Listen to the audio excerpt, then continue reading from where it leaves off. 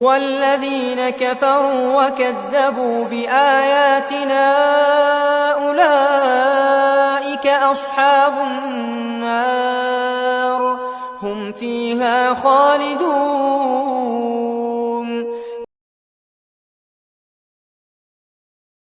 اور جن لوگوں نے کفر کیا اور ہماری آیات کو جھٹلایا وہی لوگ جہنم والے ہیں اور وہ ہمیشہ اس میں رہیں گے۔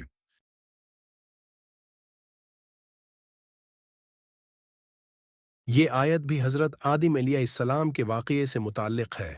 جب حضرت آدم علیہ السلام اور حضرت حوا علیہ السلام کو زمین پر بھیجا گیا تو اللہ تعالیٰ نے یہ واضح کیا کہ اب ہم ان دونوں کو زمین پر رکھیں گے۔ دنیا میں ہدایت کا سلسلہ جاری رہے گا، جو لوگ اس ہدایت کی پیروی کریں گے وہ کامیاب ہوں گے، اور جو لوگ انکار کریں گے، جھٹلائیں گے اور نافرمانی کریں گے، ان کا ٹھکانہ جہنم ہوگا۔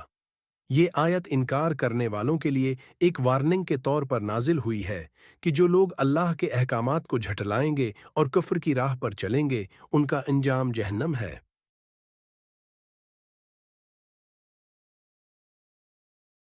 اس آیت میں اللہ تعالیٰ ان لوگوں کے انجام کو بیان کر رہا ہے جو حق کو جاننے کے باوجود اسے جھٹلاتے ہیں اور کفر کی روش اختیار کرتے ہیں۔ اللہ نے ان لوگوں کی بات کی جو کفر کرتے ہیں، یعنی وہ لوگ جو اللہ کی ذات، اس کے رسولوں اور اس کی ہدایت کا انکار کرتے ہیں۔ یہاں کفر سے مراد صرف عقیدے میں انکار نہیں بلکہ عمل میں بھی نافرمانی شامل ہے۔ یہاں اللہ کے احکامات کو جھٹلانے کا ذکر ہے۔ جن لوگوں نے انبیاء کرام کی تعلیمات کو جھٹلایا، انہیں رد کیا یا اس پر عمل نہیں کیا، ان کو خاص طور پر مخاطب کیا گیا ہے۔ ان کا ٹھکانہ جہنم ہے۔ یہ لوگ وہ ہیں جو اللہ کے نافرمان ہیں اور اللہ کی آیات کو جھٹلا کر اپنی مرضی پر چلتے ہیں۔ وہ ہمیشہ ہمیشہ کے لیے جہنم میں رہیں گے۔ یہ اس بات کا اظہار ہے کہ جو لوگ دنیا میں اللہ کی نافرمانی کرتے ہیں اور حق کا انکار کرتے ہیں، ان کی سزا دائمی ہوگی۔ یہ آیت ان لوگوں کو وارننگ دے رہی ہے جو دنیاوی کامیابی کو آخرت پر ترجیح دیتے ہیں اور ہدایت کے راستے کو چھوڑ کر گمراہی میں پڑ جاتے ہیں۔ یہ ان لوگوں کے لیے ہے جو حق واضح ہونے کے باوجود کفر اور انکار کرتے ہیں۔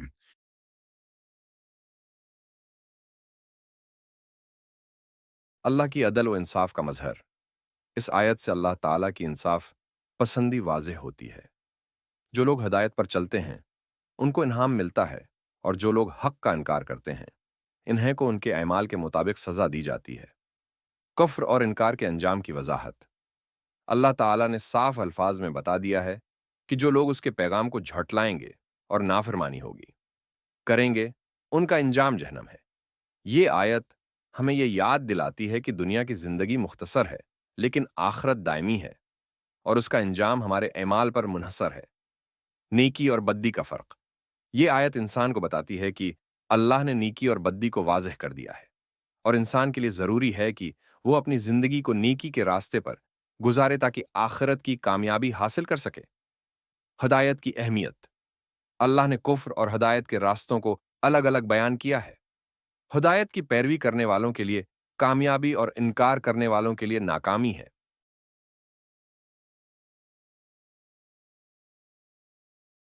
کفر اور جھٹلانے والوں کے لیے وارننگ۔ اس آیت میں اللہ تعالیٰ ان لوگوں کو وارننگ دے رہا ہے جو اس کی آیات کو جھٹلاتے ہیں اور نافرمانی کرتے ہیں۔ جہنم کا دائمی عذاب۔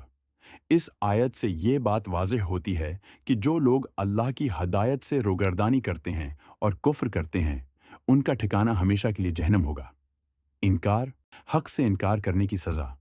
اس آیت میں بتایا گیا ہے کہ اللہ کی آیات کو جھٹلانا یا انکار کرنا ایک سنگین گناہ ہے اور اس کی سزا بہت سخت ہے۔ آخرت کی کامیابی کی اہمیت۔ یہ آیت ہمیں یاد دلاتی ہے کہ دنیا کی کامیابی عارضی ہے لیکن آخرت کی کامیابی دائمی ہے۔ اس لیے ہمیں اپنی زندگی کو اللہ کی ہدایت کے مطابق گزارنا چاہیے۔ اللہ کی سزائیں اور انعامات عدل پر مبنی ہیں۔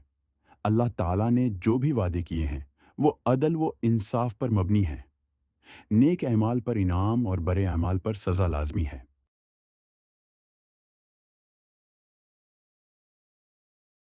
طالب علم کا امتحان میں نقل کرنا۔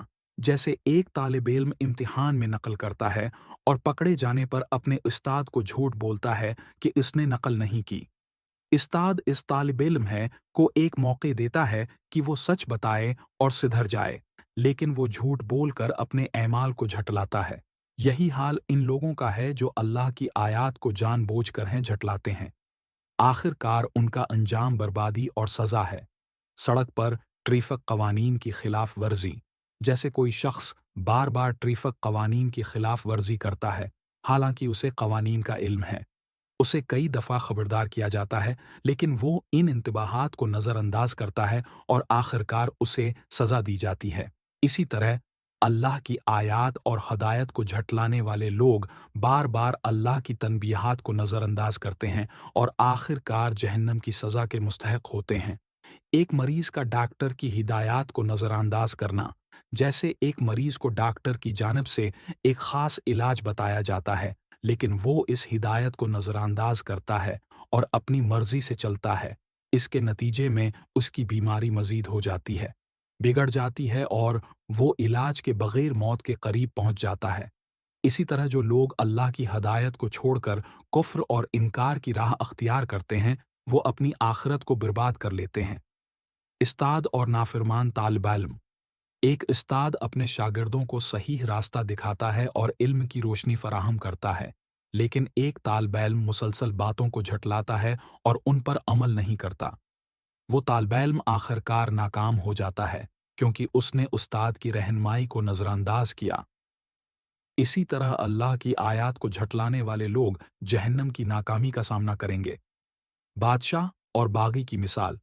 जैसे एक बादशाह अपनी सल्तनत में रहने वाले लोगों को कवानीन देता है और जो इन कवानीन को मानते हैं उन्हें इनाम देता है, लेकिन जो लोग कवानीन की खिलाफ वर्जी करते हैं उनके लिए सज़ा मुकर्रर करता है।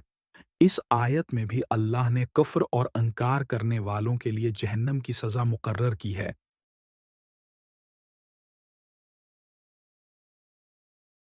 ये आयत आज की जिंदगी में भी इतनी ही अहमियत रखती है जितनी पहले थी। आजकल के दौर में लोग अक्सर अल्लाह की हदायत से गाफिल होकर दुनियावी कामयाबी के पीछे भागते हैं। बहुत से लोग अपने अमाल को दरस्त समझते हैं, हालांकि वो अल्लाह की नाफरमानी कर रहे होते हैं।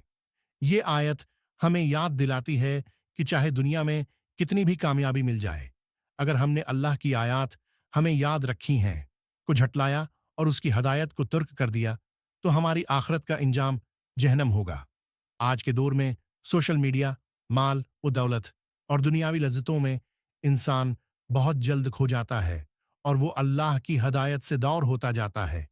ये आयत हमें खबरदार करती है कि दुनिया की चुकाचूंद के बावजूद हमें अल्लाह की हदायत पर कायम रहना है, वरना आखिरत में नाकामी और जहन्नम का सामना होगा।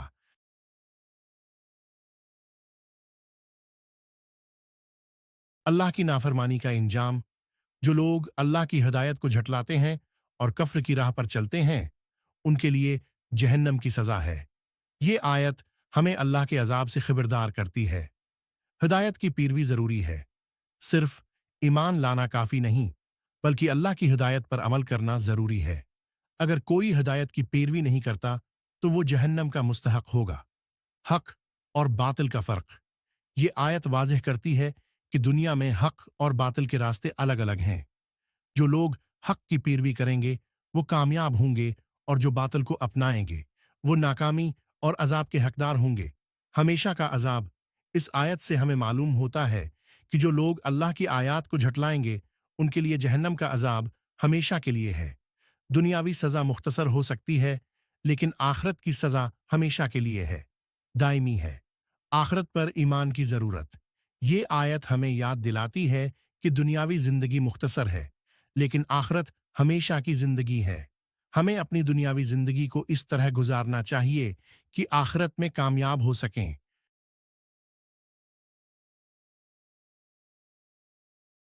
या अल्लाह, हमें अपनी सीधी राह दिखा जिस पर तेरे पसंदीदा बंदे चलते हैं। या रब, हमें अपने प्यारे नबी सल्लल्लाहु अलैहि वसल्लम के रास्ते पर कायम रख और हमें कभी भटकने ना दे। हमारी जिंदगियों को तेरी रोशनी से मनवर कर दे और हमें हर फितना व गमराही से बचा। या अल्लाह, मैं तेरी पनाह मांगता हूं अपनी नाफरमानियों और गुनाहों से जो मैंने जानबूझकर या नासमझी में किए हैं।